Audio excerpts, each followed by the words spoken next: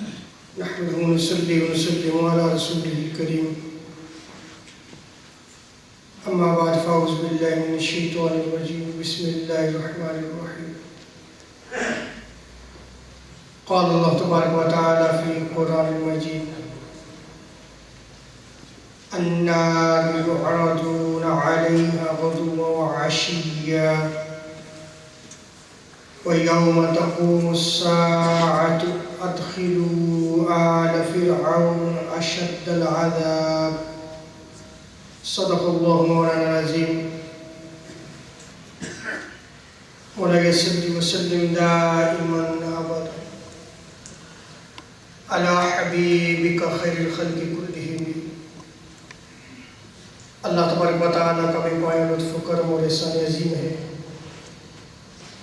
کہ جس نے ہمیں اس جمعہ المبارک کی عظیم اور بابرکت محفل میں اکٹھی ہونے کی توفیق عطا فرمائی، اور سب سے بڑھ کر یہ کہ ہمیں دولت ایمان سے بہرہ مند فرمایا۔ آج ہمارا موضوع گفتگو ہے عذاب قبر اور اس کے اسباب۔ جب لوگ میت کی چارپائی کو لے کر چلتے ہیں اور ابھی 3 قدم ہی چلتے ہیں تو وہ میت کلام کرتی ہے، انسانوں اور جنوں کے علاوہ سب سن رہے ہوتے ہیں، اور وہ پکار پکار کر کہتی ہے اے بھائیو، اے جنازہ اٹھانے والوں، دنیا سے لو کھانا کھاؤ جیسے میں نے کھایا۔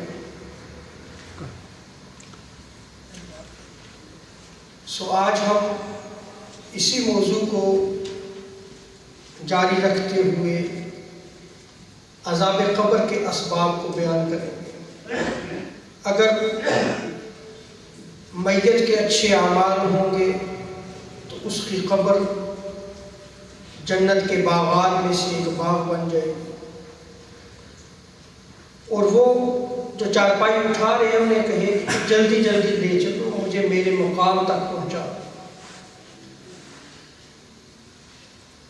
اور جو فاسق و فاجر ہو، گناہگار ہو، وہ چیخ چیخ کر اپنی چارپائی اٹھانے والوں سے یہ کہے کہ مجھے کہاں لے کے جا رہے ہو، مجھے کیوں لے کے جا رہے ہو؟ وہ اس لیے چیخے گی کہ وہ آگے عذاب کو دیکھ رہا ہوتا ہے، اسے عذاب نظر آ رہا ہوتا ہے۔ قبر کا عذاب حق ہے جو قرآن اور احادیث مبارکہ سے ثابت ہے، اور اس پر اجماع امت ہے۔ بعض روافض اور بعض معتزلہ جو ہے وہ عذاب قبر کا انکار کرتے ہیں، لیکن جمہور اہل سنت کے نزدیک عذاب قبر جو ہے یہ حق ہے، اور یہ عذاب روح اور جسم دونوں کو ہوتا ہے۔ یہ عذاب روح اور جسم دونوں کو ہوتا ہے۔ یہاں پہ اگر ایک سوال قائم کیا جائے کہ اگر کوئی شخص جل کے راکھ ہو جاتا ہے یا جسے درندے کھا جاتے ہیں یا جسے سولی دیا گیا اور وہ وہیں لٹکا ہوا ہے، تو اس کا عذاب قبر کیسے ثابت ہوگا؟ اس پر بات کرتے ہوئے حافظ ابن قیم نے کتاب الروح میں بیان کیا ہے کہ جو عذاب کا حقدار ہوتا ہے اس سے برزخ میں حق کے مطابق عذاب ضرور بھگتنا پڑے گا،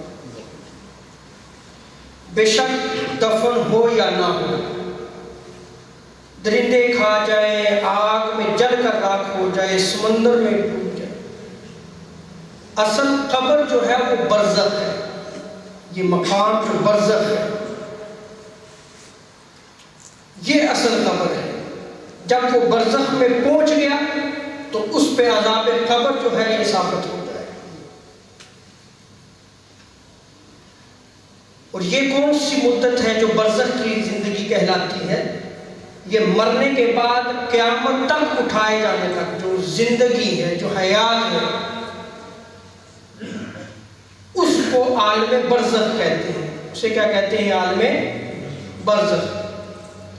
جو عالم برزخ میں پہنچ گیا، اگر اس کے برے اعمال ہیں تو اس کو عذاب ہوگا، اور اچھے اعمال ہوں گے تو پھر اسے ثواب جو ہے وہ میسر آئے گا۔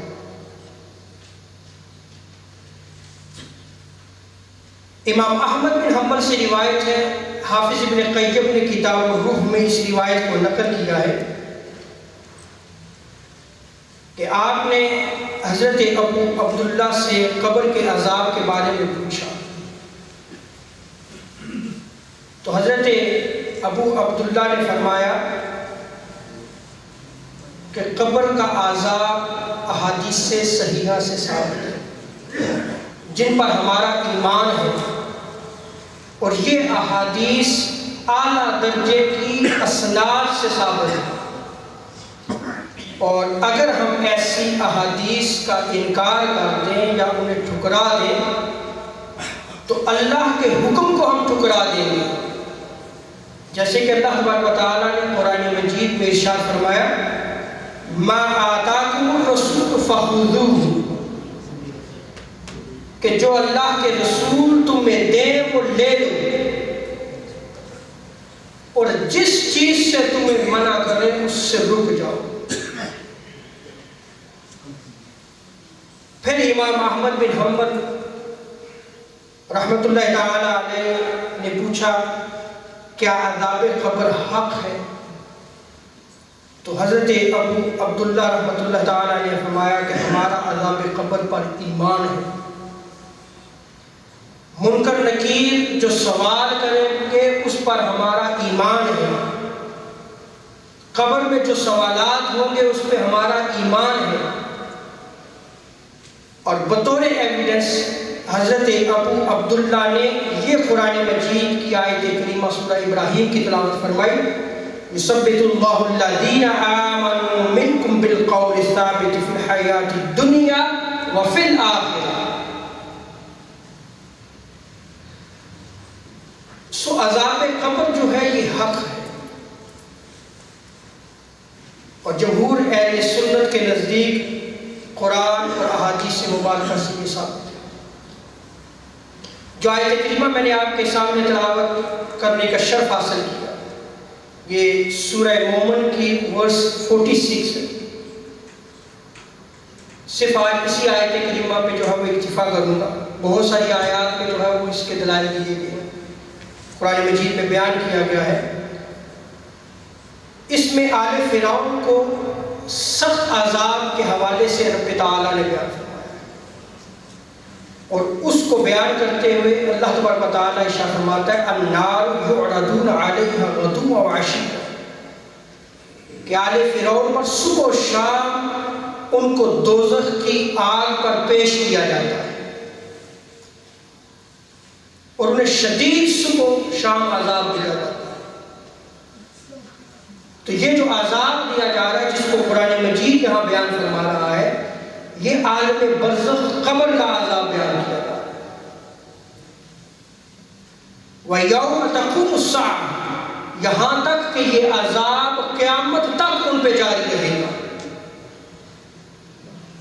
أَدْخِلُوا آلَ فِرْعَوْنَ أَشَدَّ الْعَذَابِ، اور جب قیامت برپا ہو جائے گی، حساب کتاب ہو جائے گا، پھر رب تعالیٰ آل فرعون کو شدید ترین عذاب میں جو ہے وہ داخل فرمانے کا حکم فرمائے۔ یہ تو آیت کریمہ ہے۔ سیاستہ اور مسلم شریف کتاب المساجد میں اس حدیث کو نقل کیا گیا۔ سیدنا ابو ہریرہ رضی اللہ تعالیٰ عنہ روایت کرتے ہیں کہ حضور علیہ السلام کے دعا فرمایا کرتے ہیں اللہم انی اعوذ بک من عذاب جہنم، اے اللہ میں عذاب جہنم سے تیری پناہ مانگتا ہوں، ومن عذاب القبر، اور عذاب قبر سے یا رب تعالیٰ میں تیری پناہ مانگتا ہوں۔ بخاری مسلم کی متفق علیہ نئی روایت ام المومنین سیدہ عائشہ صدیقہ رضی اللہ تعالی عنہا بیان فرماتی ہیں کہ ایک یہودیہ عورت ان کے پاس آئی اور عذاب قبر جو ہے وہ موضوع گفتگو بنایا. دونوں کی گفتگو کا مرکز و محور عذاب قبر تھا. آخر میں وہ یہودیہ عورت ام المومنین سے کہنے لگی کہ اللہ آپ کو عذاب قبر سے محفوظ رکھے. وہ چلی.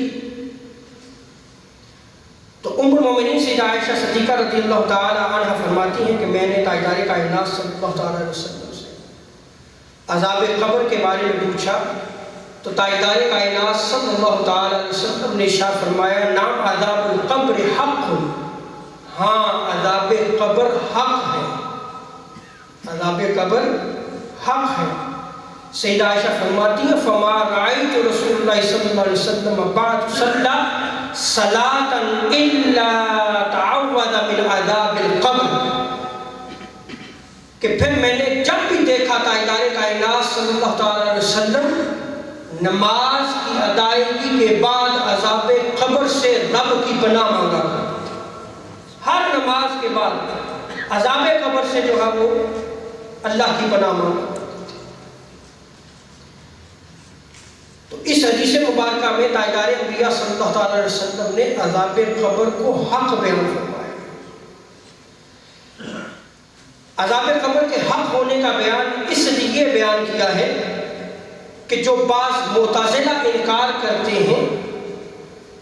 آج ہمارے ہاں بھی بعض لوگ جو ہے وہ کم علمی کے باعث یا شارٹ کٹ دین کو سیکھتے ہوئے دین کے باب میں جب گفتگو کرتے ہیں تو اس عذاب قبر کا انکار کر دیتے ہیں. وہ قرآن مجید کی بعض آیات کو لے کے جو ہے وہ استدلال کرتے ہیں کہ دیکھیں کہ عذاب قبر کو جس کے بارے میں آپ بتاتے ہیں وہ تو ہے ہی. یہ وہ طریقہ یہود ہے جو وہ اپنی کتابوں کے ساتھ برتا کرتے تھے. قرآن سارے کا سارا قرآن ہے اور سارے قرآن پر ایمان لانا ہی مومن کی زندگی ہے. سو تمہیدی طور پہ جو ہے وہ میں نے عذاب قبر کے حوالے سے مختصر ایویڈنسز دی ہے. پھر کبھی موقع ملا تو عذاب قبر کے ثبوت پہ بہت زیادہ ایویڈنسز موجود ہیں قرآن و سنت سے, ان کو بیان کروں گا. لیکن چونکہ آج میرا موضوع گفتگو ہے عذاب قبر کے اسباب,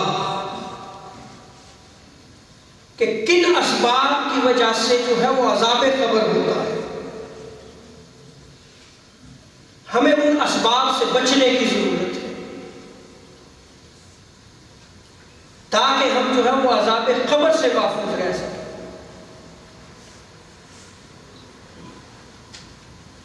عذاب قبر کے اسباب میں سب سے پہلا سبب لا علمی ہے, جہالت. یہ کہیں بھی کنسپٹ نہیں ہے کہ جی اب ہماری زندگی گزر چکی لہذا دین سیکھنا ہمارے لیے ختم ہو چکا. تاجدار انبیاء صلی اللہ تعالی علیہ وسلم ارشاد فرماتے ہیں کہ علم حاصل کرو ماں کی گود سے قبر تک. اکابر صحابہ کرام نے جو دین سیکھا, جو قرآن کی دولت کو حفظ کیا, محفوظ کیا, تو وہ بڑی عمروں میں انہوں نے کیا. ہم بڑی عمر میں آنے کے بعد ہم سمجھتے ہیں کہ ہم فارغ ہو چکے ہیں, اب ہمارے لیے دین سیکھنا لازم ہے. حضور علیہ السلام فرماتے ہیں کہ روز قیامت دو بندوں کو شدید ترین عذاب ہوگا. ایک جاہل کو اس لیے کہ اس نے دین کو نہیں سیکھا, اور ایک عالم کو اس لیے کہ وہ دین کو جانتا تھا اور اس پہ عمل نہیں کیا. سو اسباب جو ہے وہ قبر کے عذاب کا پہلا سبب جو ہے وہ لا علمی ہے. دوسرا سبب حق کو ضائع کرنا. اب یہ حق حقوق اللہ بھی ہے اور حقوق العباد بھی ہے. جو بندہ جس حق کو ضائع کرے گا وہ عذاب قبر میں مبتلا کیا جائے گا. اگر اس کا تعلق حقوق اللہ سے ہے، نماز، روزہ، حج، زکوٰۃ، کہیں بھی کوتاہی ہوگی تو وہ عذاب قبر میں مبتلا کیا جائے گا. اگر زکوٰۃ بنتی ہے اور وہ سال گزرنے کے باوجود اپنی زکوٰۃ نہیں نکالتا تو اس پہ عذاب قبر.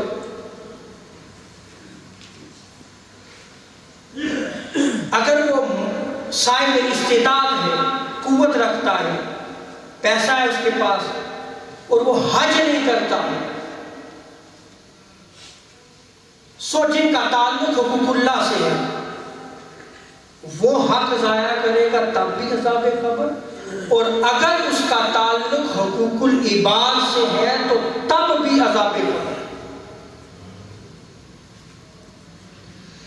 ایون اینیمل رائٹس بھی ہیں، جہاں تو انسانیت کی بات ہو رہی ہے نا، حقوق العباد میں اللہ کے بندوں کی، یہاں تک کہ اگر اس نے کسی جانور پہ اگر ظلم کیا ہوگا تو تب بھی اس پہ عذاب قبر ہے، عذاب آخرت ہے اس پہ. اب حقوق العباد میں کیا آتا ہے؟ سب سے پہلے حقوق العباد میں رشتہ داری آتی ہے. جو ان کے حقوق ہیں ان کی ادائیگی کی باری آتی ہے. اور پھر اگر وہ شادی شدہ ہے اس کے بیوی کے بھی کچھ حقوق ہیں اس میں. اگر وہ اس میں کوتاہی کرتا ہے تب بھی عذاب قبر ہے. بچے اس کے نابالغ ہیں، بلوغت تک ان کی پرورش، اچھی تعلیم سے مراد یہ دنیاوی ہی تعلیم نہیں ہے بلکہ یہ دونوں تعلیمات کہ وہ زندگی بھی اچھی طرح جی سکے اور آخرت کو بھی سنوار سکے. دونوں تعلیم اس کو جو ہے وہ میسر کرنا یہ والدین کی ذمہ داری ہے. اگر وہ حقوق ضائع کریں گے تو اس پہ بھی عذاب قبر ہے. اسی طرح مسلمانوں کے حقوق ہیں، پڑوسیوں کے حقوق ہیں، یعنی جہاں بھی حق ضائع ہوگا اس پہ عذاب قبر ہے. اور تیسرا سبب گناہ ہے. کیا؟ گناہ. ایک بندہ گناہ کرتا ہے اور پھر تائب ہو جاتا ہے، توبہ کرتا ہے. سچی توبہ تو یہ ہے کہ وہ دوبارہ وہ گناہ نہ کرے اور نہ ہی جو ہے وہ اس گناہ کے بارے میں سوچے اور نہ ہی جو ہے وہ اس کی زندگی میں دوبارہ گناہ آئے. سچی توبہ یہ ہے، اس کے حاشیہ خیال میں بھی نہ آئے، ایسی سچی توبہ کرے. اور ہر گناہ کبیرہ پہ توبہ لازم ہے. ہر گناہ کبیرہ پہ توبہ لازم ہے. شراب پیتا ہے، ڈرنکنگ الکوہل، اس پہ توبہ لازم ہے. زنا کرتا ہے، اس پہ توبہ لازم ہے. اگر وہ جھوٹ بولتا ہے، یہ بھی گناہ کبیرہ میں سے، توبہ لازم ہے. چغلی کرتا ہے، یعنی فتنہ بپا کرنے کے لیے ایک بات دوسری جگہ پہنچانا، توبہ لازم ہے. غیبت کرتا ہے، گناہ ہے یہ، توبہ لازم ہے. بہتان لگاتا ہے، بہتان لگانا ہے کہ فلاں یہ کر گیا، فلاں یہ کر گیا.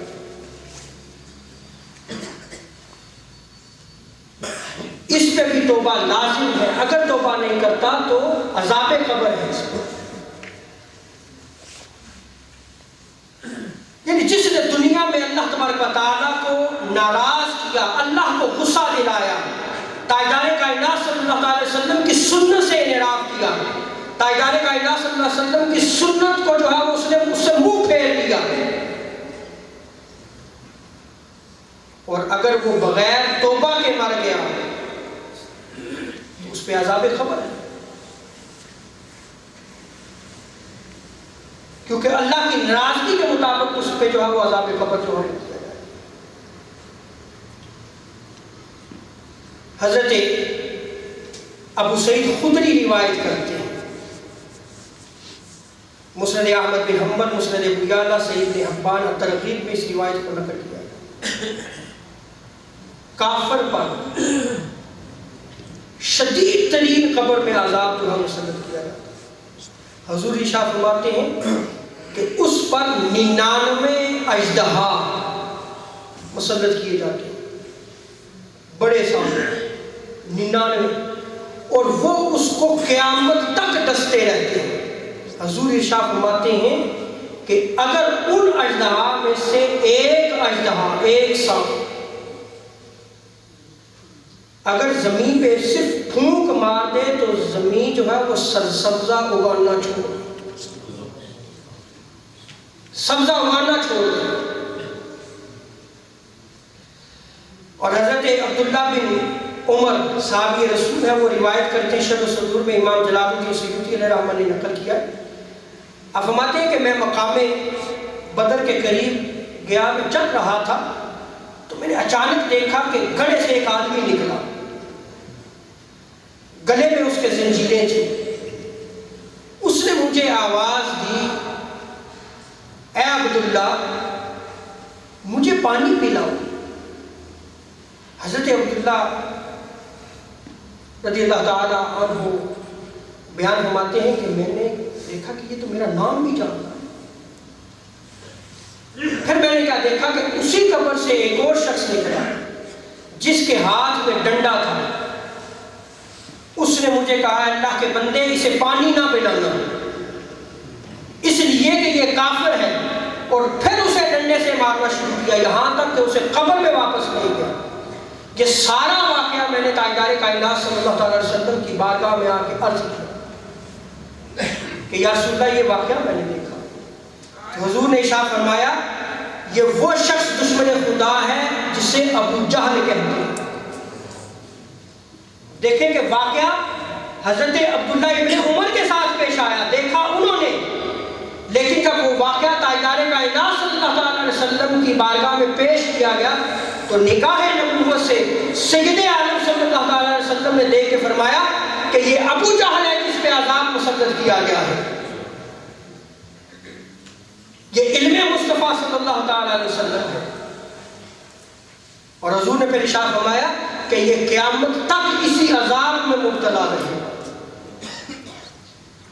اللہ تعالیٰ جو ہے وہ ہمیں ایمان کی دولت نصیب عطا فرمائے اور مرتے دم تک جو ہے وہ اس عظیم دولت پہ استقامت عطا فرمائے، اور وقت رسلی ہمیں پیارے حبیب کا کلمہ لا الہ الا اللہ محمد رسول اللہ صلی اللہ علیہ وسلم عطا فرمائے۔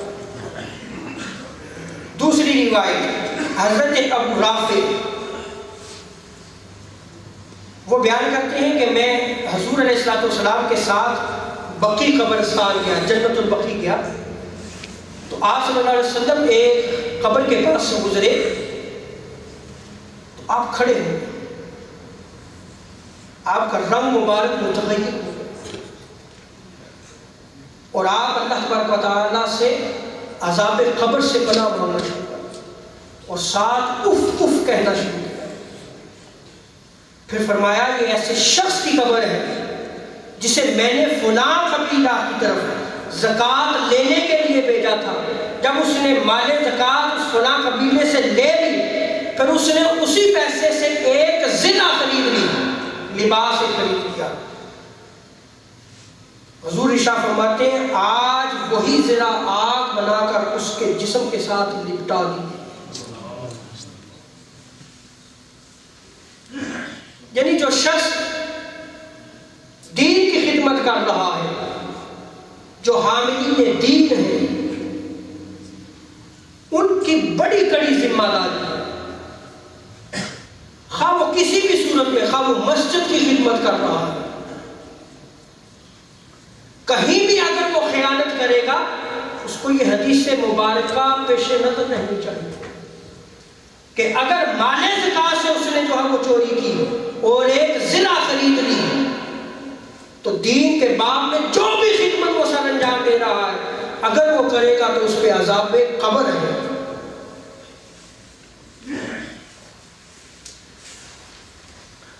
محدثین فرماتے ہیں کہ جو شخص جھوٹ بولے، بہتان باندھے اور لوگوں کے درمیان دشمنی پیدا کرنے کے لیے چغلی کرے، ان پر سخت ترین عذاب ہے، سخت ترین عذاب ہے۔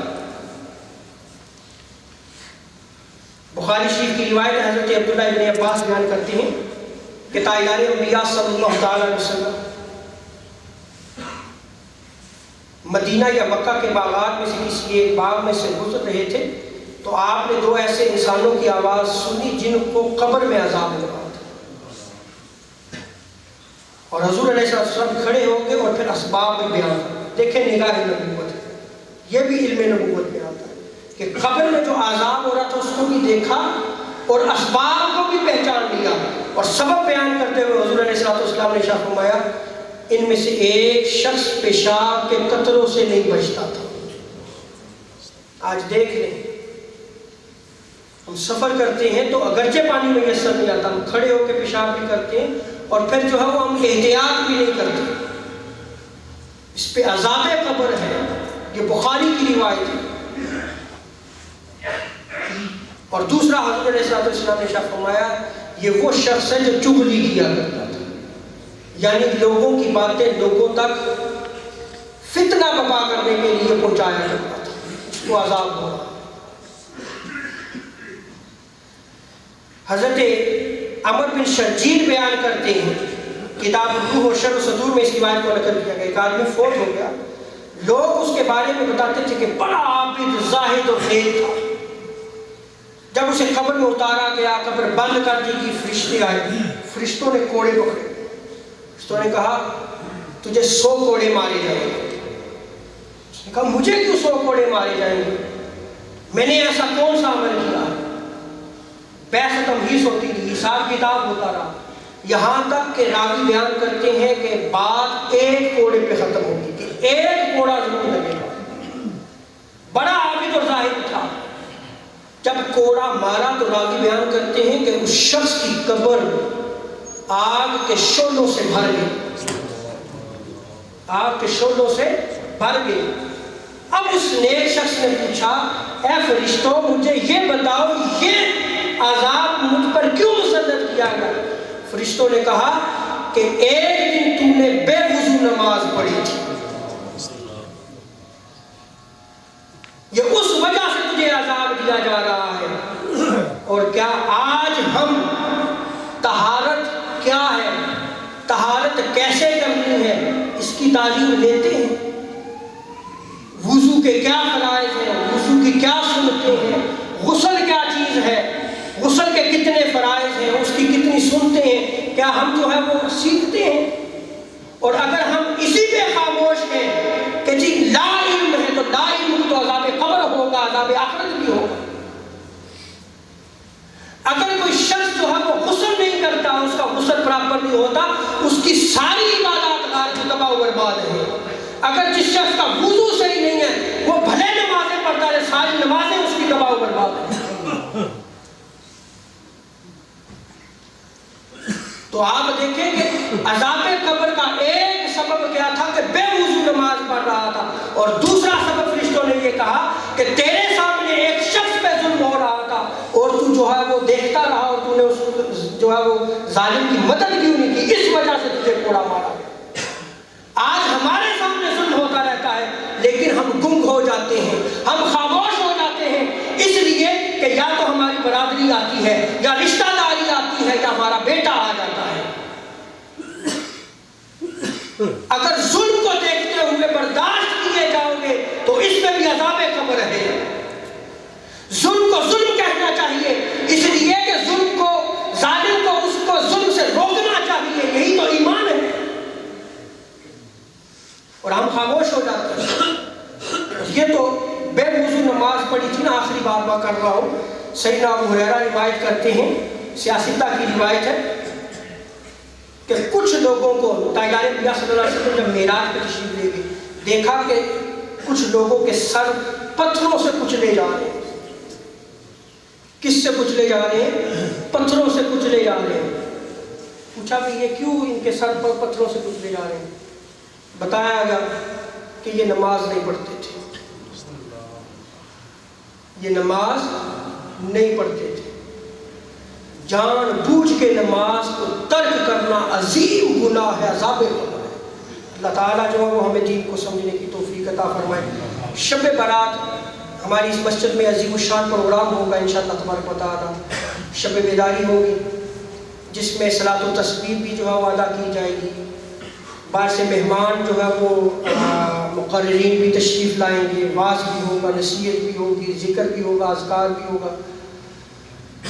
آپ دوستو آپ سے گزارش ہے کہ اس رات جو ہے وہ آپ مسجد میں بھی تشریف لائیں، لیکن سچے دل سے تائب ہوں، سچے دل سے تائب ہوں، کیونکہ یہ وہ رات ہے کہ جس میں زندگی کے فیصلے ہوں۔ کس نے اگلے سال رہنا ہے، کس نے نہیں رہنا، یہ سال فیصلے ہوں کو وہ فیصلہ ہونے سے پہلے سچی توبہ کر دی جائے، اور یہ بھی کسی کو خبر نہیں کہ وہ رات میسر آتی ہے یا نہیں آتی۔ اللہ تعالیٰ ہمیں دین کی سمجھ عطا فرمائے۔ وما علیک الا البلاغ المبین۔ سنتے عطا فرمائے۔